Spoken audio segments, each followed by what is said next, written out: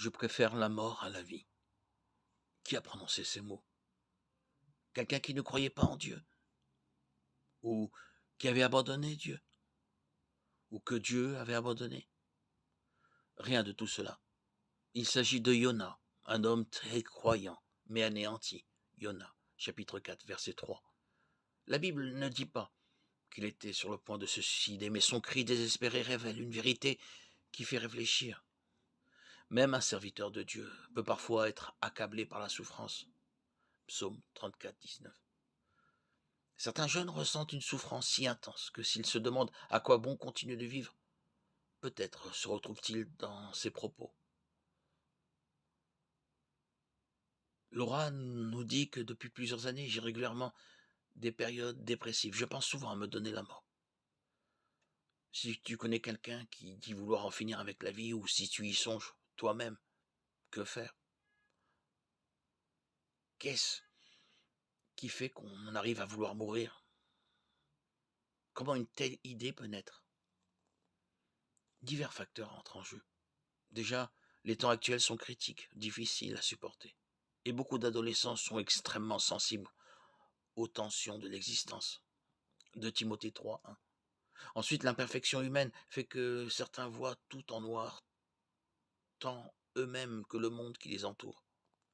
Romains 7, 22, 24. La maltraitance aussi est une cause possible.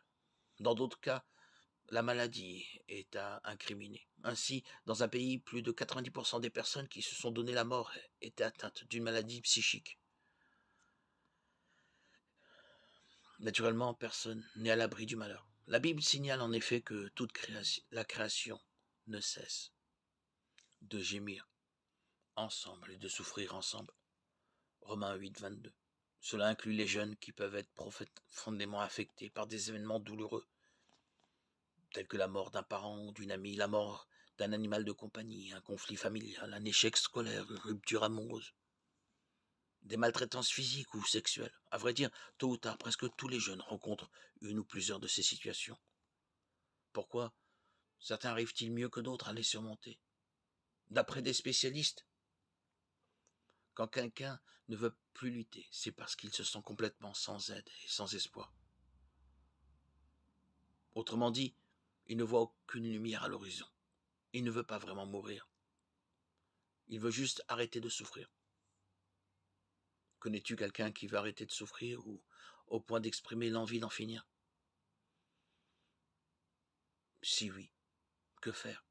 Si une de tes amies se sent si mal qu'il ou elle souhaite mourir, insiste pour qu'il ou elle cherche de l'aide, pour qu'il ou elle en pense, quoi qu'il en pense. Mais au courant, un adulte mûr, n'aie pas peur que votre amitié se brise. En parlant du problème, qui sait si tu ne sauveras pas la vie de ton ami. Et si c'est toi qui as des pensées suicidaires, ne garde pas tes sentiments pour toi. Parle à quelqu'un, père, mère, ami ou toute personne qui se soucie de toi, qui t'écoute et qui te prendra au sérieux. Tu n'as rien à perdre, mais plutôt tout à gagner à dire tout ce que tu as sur le cœur. D'accord? Ce n'est pas parce que tu parleras de tes problèmes qu'ils disparaîtront. Mais l'appui d'un confident sera peut-être exactement ce qu'il te faut pour les relativiser, voire pour trouver des solutions pratiques. Même des fidèles des temps bibliques se sont parfois sentis écrasés par les inquiétudes de la vie. Rebecca nous dit, s'il en est ainsi, pourquoi suis-je en vie? Genèse 25, 22. Moïse, tue-moi, tout à fait, et que je ne sois pas spectateur de mon malheur. Nombre 11, 15. Élia, ô Dieu, enlève mon âme, car je ne vaux pas mieux que mes ancêtres. 1 Roi 19, 4. Job, oh, si tu voulais me cacher dans le séjour des morts, et me fixer un terme pour que tu te souviennes de moi. Job 14, 13. La situation de chacun d'eux a fini par s'améliorer. Est-ce cela, la confiance en Dieu?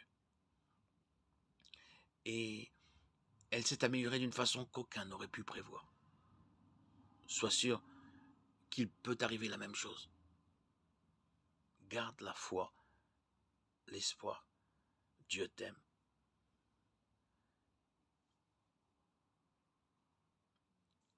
il désire que tu vives.